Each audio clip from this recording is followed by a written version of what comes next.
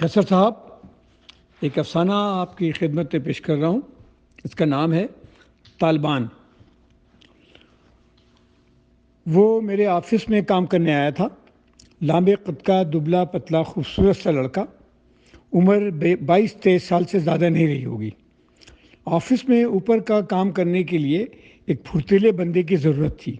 صفائی ستھرائی، کپڑا ماننے کے لیے، چائے بنانے کے لیے، باہر سے سموسے، جلیبی اور پھل لانے کے لیے اور اسی قسم کے دوسرے روزمرہ کام کرنے کے لیے وہ پھرتیلا ہی ثابت ہوا تھا۔ وہ بہت پھرتی کے ساتھ اس نے ہم سب کے دل میں اپنے لیے جگہ بنا لی تھی۔ میرا چھوٹا سا آفس تھا۔ ہم لوگ اکاؤنٹنگ کا کام کرتے تھے۔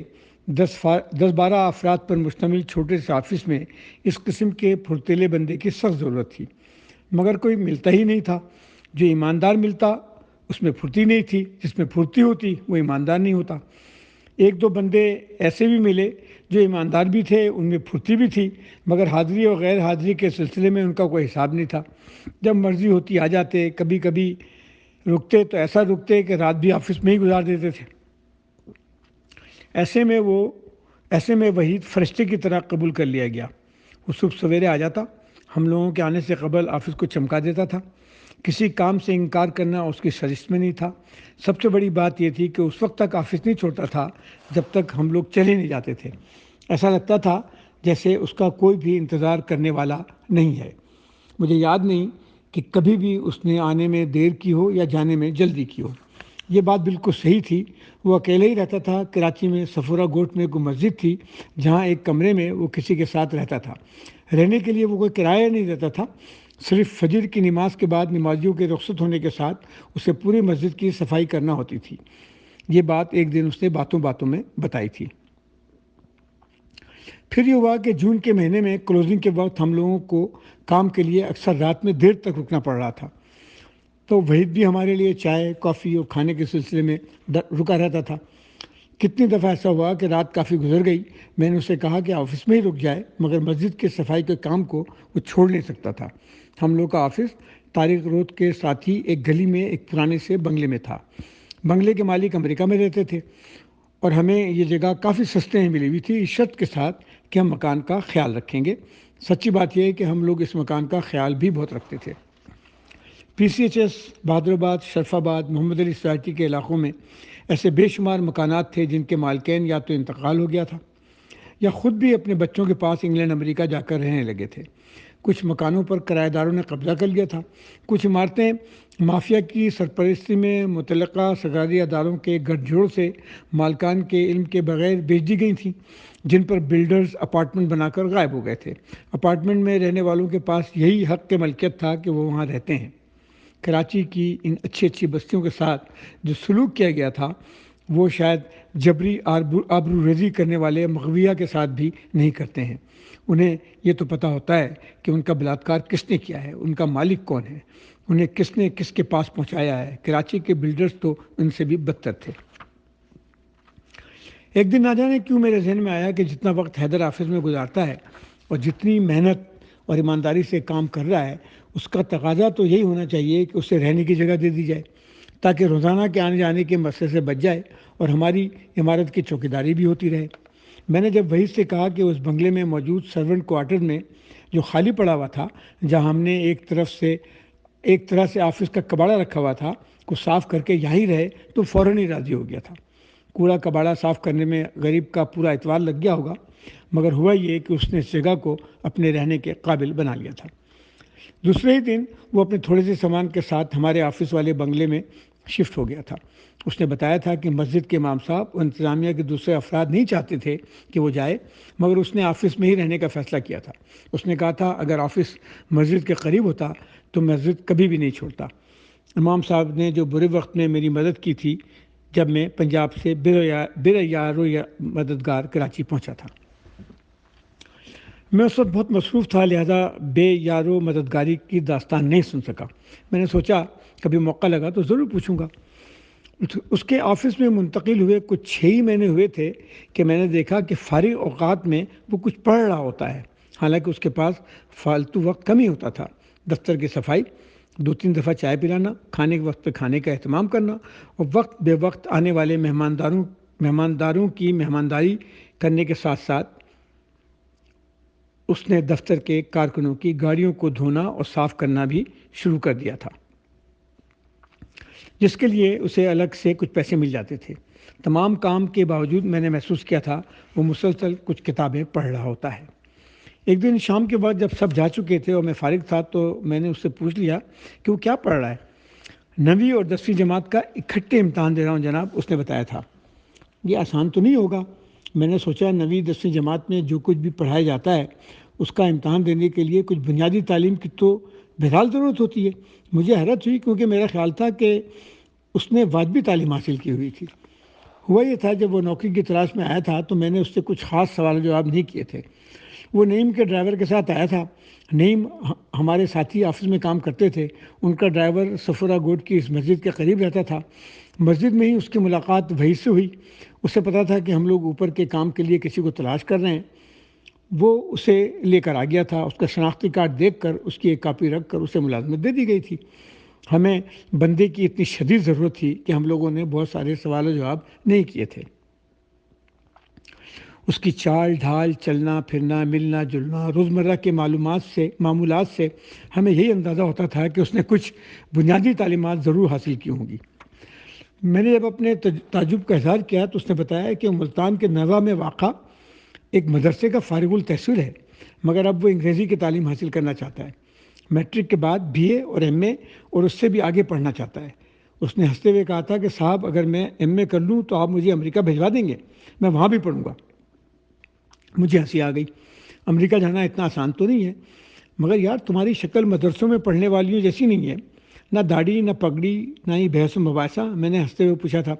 اس دفعہ اس کے ہنسنے کی باری تھی۔ اس نے ہنستے ہوئے کہا صاحب داڑھی پگڑی سب کچھ گھر سے بھاگتے ہوئے گھر میں چھوڑ آیا تھا، اب تو یہی لگن ہے کہ دوسری طرح کی تعلیم حاصل کروں، مگر تمہیں بھاگنے کی کیا ضرورت پڑ گئی تھی؟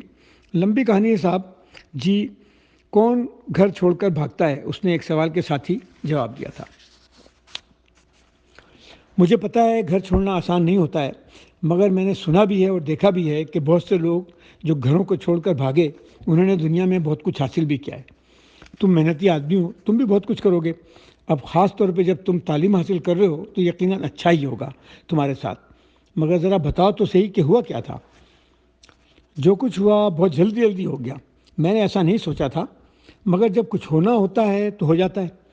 اس نے میرے ہمدردانہ رویے کو دیکھتے ہوئے اپنی کہانی سنانی شروع کر دی تھی۔ شاید اندر سے وہ بھی ہلکا ہونا چاہ رہا تھا۔ میرے والد مدرسے کے محتمم مسجد کے امام ہیں۔ ہم 9 بھائی بہنیں، 5 بھائی اور 4 بہنیں۔ چاروں بہنوں کی شادی ہو چکی ہے، وہ اپنے اپنے گھروں میں خوش ہیں۔ ہم بھائیوں نے بھی اپنے والد کے کہنے پر دینی تعلیم حاصل کرنی شروع کی تھی۔ میرے سب سے بڑے بھائی میرے والد کے نائب بھی ہیں۔ وہ مدرسے میں پڑھانے کے ساتھ ساتھ مدرسہ اور اسکول کے انتظامی معاملات کی دیکھ بھال کرتے ہیں۔ اس سے چھوٹے دونوں بھائی افغانستان میں طالبان کے ساتھ جہاد کرتے چلے گئے تھے۔ جب تک طالبان کی حکومت تھی تب تک تو ان کی خبریں آتی تھیں۔ کبھی کبھار مجاہدین کے ہاتھوں افغانستان سے تحفے تحائف بھی آتے، مگر طالبان کی حکومت ختم ہونے کے ساتھ ہی یہ سلسلہ بند ہو گیا۔ ہمیں پتہ لگا تھا کہ وہ دونوں پہاڑوں میں جنگ کر رہے ہیں۔ ایک دن خبر آئی کہ ایک بھائی ڈرون حملے میں اپنے کمانڈر کے ساتھ موت کا شکار ہو گیا، جبکہ دوسرے بھائی کے بارے میں کچھ پتہ نہیں چل سکا کہ وہ کہاں ہے، کیا کر رہا ہے، کیسا ہے، زندہ بھی ہے کہ نہیں۔ میری ماں اپنی بھیگی آنکھوں کے ساتھ ہر وقت دروازے کی سمت دیکھتی رہتی ہے۔ پہلے بھائی کی شہادت کو تو اس نے قبول کر لیا ہے، نہ جانے کیوں اس کے بارے میں وہ ویسے ہی بات کرتی ہے جیسے وہ ایک دن دوسرے بھائی کو لے کر آ جائے گا۔ میں اور میرا چھوٹا بھائی مدرسے میں دینی تعلیم حاصل کر رہے تھے۔ ہر وقت اپنے ان دونوں بھائیوں اور مدرسے کے دوسرے طالب علموں کے بارے میں سوچتے رہتے تھے جو نہ جانے افغانستان میں امریکی یا افغانی فوجوں کے ساتھ لڑ رہے ہوں گے یا پھر وزیرستان میں پاکستانی فوجیوں کے ساتھ ان کی مدبھیڑ ہو رہی ہوگی، اور ان میں سے کچھ خود کش بمبار بن کر اپنی جان دے چکے ہوں گے۔ ہمارے مدرسے میں بہت سارے غیر ملکی بھی آتے جاتے رہتے تھے، عربی، شامی، افغانی، ازبک اور چیچن۔ ان کے لیے طلبہ کے رہائشی حصے میں علیحدہ کمرے بنے ہوئے ہیں۔ رات کو عشاء کی نماز کے بعد اکثر و بیشتر جب وہ میرے والد کے ساتھ بیٹھے ہوتے تھے تو مجھے بھی ساتھ بیٹھنے کا موقع ملتا تھا۔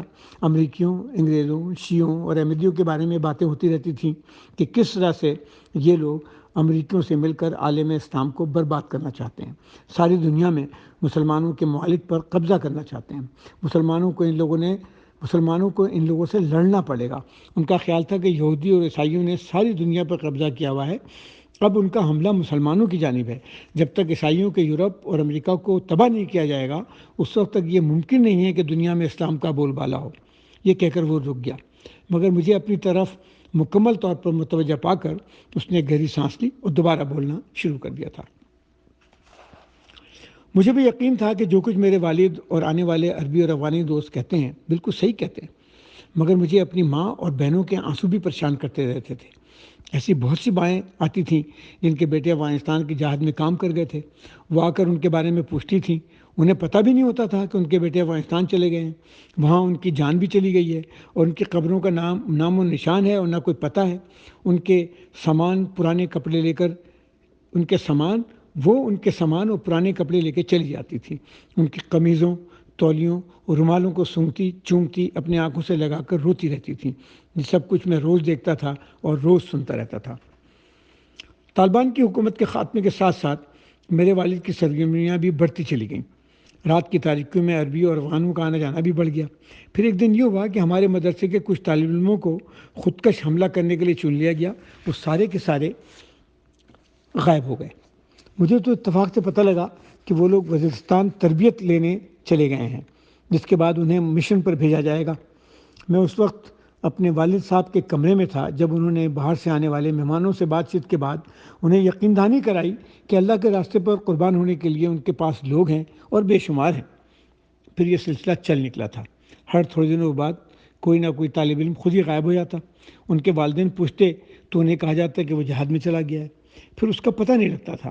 مجھے پتہ تھا کہ وہ ملک میں ہونے والے کسی نہ کسی خودکش حملے میں ملوث ہوگا یا افغانستان میں امریکیوں سے لڑ کر شہید ہو گیا ہوگا۔ میں نے محسوس کیا کہ اس کے چہرے پر عجیب قسم کی افسردگی سی ہے۔ میں نے کہا، یار ذرا چائے بھی پلاؤ اور خود بھی پیو اور قصہ بھی جاری رکھو۔ مجھے نہیں پتا تھا کہ تم کسی مدرسے سے آئے ہو اور تمہیں اتنا کچھ پتہ ہے جس کا اندازہ ہم شہر میں رہنے والوں کو بالکل نہیں ہے۔ اس جنگ کے پیچھے اتنا درد ہے، اتنی تباہی ہے، انسانوں کی بربادی ہے۔ چائے جلدی بن گئی تھی۔ پھر ایک دن ایسا ہوا کہ میرے والد نے مجھے بلا کر کہا، تمہارا بھی شہادت کا وقت آ گیا ہے، تیاری کرو۔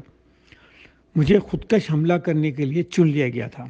یہ جہاد میری سمجھ میں تو آتا تھا، مگر میں نے خودکشی کے بارے میں کبھی نہیں سوچا تھا کہ میں اس طرح سے جان دے دوں گا۔ کسی مسجد یا امام بارگاہ میں، کسی سرکاری عمارت یا کسی ٹرین کے ڈبے میں، صرف یہ دکھانے کے لیے کہ طالبان بہت مضبوط ہیں۔ ان کے سامنے تو میں کچھ نہیں کہہ سکا، مگر رات مجھے نیند نہیں آئی۔ میں خواب میں اپنے جسم کے ٹکڑوں کو پھٹتا ہوا دیکھ رہا تھا۔ پہلی دفعہ مجھے اپنے والد کا چہرہ عجیب سا چہرہ لگا، جذبات سے عاری، ان کی چوڑی پیشانی جس کے میں نے بے شمار بوسے لیے ہوئے تھے، اس پر نفرت کی لکیریں تھیں۔ ان کے ہونٹ جنہوں نے مجھے چوما تھا لگا جیسے خون کے پیاسے ہیں۔ ان کا تو سب کچھ جنگ میں ڈوبا ہوا تھا۔ وہ اپنے نظریے پہ صادق تھے۔ ان کے لیے میں یا میرے جیسے دوسرے طالب علم صرف چلتے پھرتے انسان تھے جنہیں امریکہ اور انگریز کے خلاف استعمال کیا جا سکتا تھا۔ مجھے پہلی دفعہ احساس ہوا کہ نفرت سے بھرا ہوا دل ان کے ذہن و دماغ پر حاوی تھا۔ وہ محبت کرنا بھول گئے تھے۔ اپنے بچے، اپنے بیٹے کی محبت سے زیادہ طاقت ان کی نفرت میں تھی۔ اس نفرت نے ان کی محبت کو اسیر کر لیا تھا۔ وہ مجھے قتل کرنے کو تیار تھے۔ اس رات میں اپنی ماں کے گلے لگ کر رویا تھا۔ میں نے اسے کچھ نہیں بتایا، مگر وہ سمجھ گئی تھی۔ رات کی تاریکی میں انہوں نے میری پیشانی کو چوما، میری آنکھوں کا بوسہ لیا، مجھے گلے لگا کر گھر سے بھگا دیا تھا۔